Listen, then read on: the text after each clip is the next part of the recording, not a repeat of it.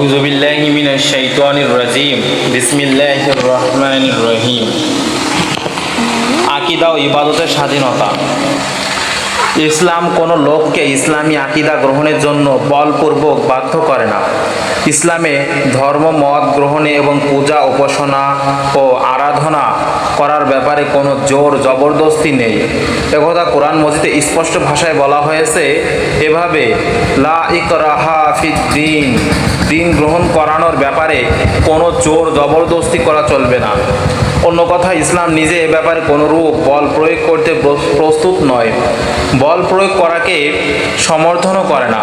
ইসলাম ধর্ম প্রচারে বল প্রয়োগ নয়, শান্তি ও শৃঙ্খলা সহকারে প্রচারের মাধ্যমে মানুষের মন ও চিন্তার পরিবর্তন সাধনে বিশ্বাসী।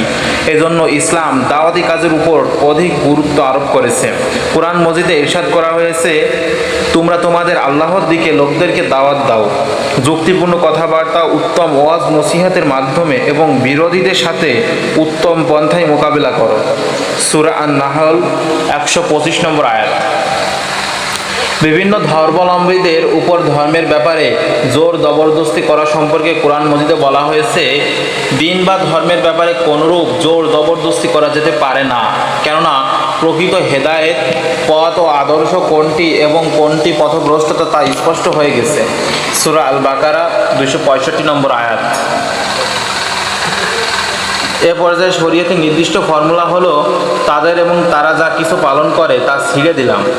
অতএব অমুসলিমদের ধর্মীয় আকীদা, বিশ্বাস ও ইবাদত উপাসনার ব্যাপারে ইসলামী রাষ্ট্রের কিছুই করণীয় নেই। নবী করিম সাল্লাল্লাহু আলাইহি ওয়াসাল্লাম নাজরানবাসীদের সাথে সন্ধি চুক্তি করেছিলেন। তাতে লিখেছিলেন, নাজরানবাসীরা এবং তাদের সঙ্গী সাথীরা আল্লাহ তার রাসূল মুহাম্মদ সাল্লাল্লাহু আলাইহি ওয়াসাল্লামের নিরাপত্তা লাভ করবে। তাদের ধন সম্পদ, তাদের গির্জা ও উপাসনাগারে এবং আর যা কিছু তাদের রয়েছে সে ব্যাপারে। কিতাবুল খারাজ, আবু ইউসুফ 91 পৃষ্ঠা। এরপর ইসলামী রাষ্ট্রের অধীন হওয়া সত্ত্বেও খ্রিস্টান ও অন্যান্য বিধর্মীরা তাদের ধর্মীয় ব্যাপারে পূর্ণ স্বাধীনতা ভোগ করেছে। তারা কষ্টের পক্ষ থেকে বা মুসলিম জনগণের পক্ষ থেকে কোনোরূপ ক্ষতিগ্রস্ত হয়নি, কোনো অপকারিতাই তাদের স্পর্শ করেনি এবং তারা পূর্ণ স্বাধীনতা সহকারে তাদের ধর্মীয় অনুষ্ঠানাদি পালন করতে পেরেছে। বস্তুত ব্যক্তির আকীদা বিশ্বাসের ক্ষেত্রে ইসলামী আইনে যতখানি আজাদি ভোগ করার সুযোগ রয়েছে, তত সুযোগ দুনিয়ার অন্য কোনো আইনে স্বীকৃত হয়নি। ইমাম শাফিঈ রহমতুল্লাহ আলাইহি বলেছেন, স্বামী স্ত্রী একজন যদি মুসলিম এবং অপরজন যদি খ্রিস্টান হয়, তাহলে ইসলামী শরিয়াতে তাদের কোনো বাদ সাধবে না, কেননা তা যদি করা হয় তাহলে ব্যক্তির ধর্মীয় স্বাধীনতার উপর হস্তক্ষেপ করা হয়। অথচ কোরআন স্পষ্ট ঘোষণা হলো, অমুসলিমের ব্যক্তিগত ধর্মীয় ব্যাপারে কোনোরূপ হস্তক্ষেপ বা জোর জবরদস্তি করা হবে না। শারহুল কানজ 2য় খণ্ড 147 নম্বর পৃষ্ঠা।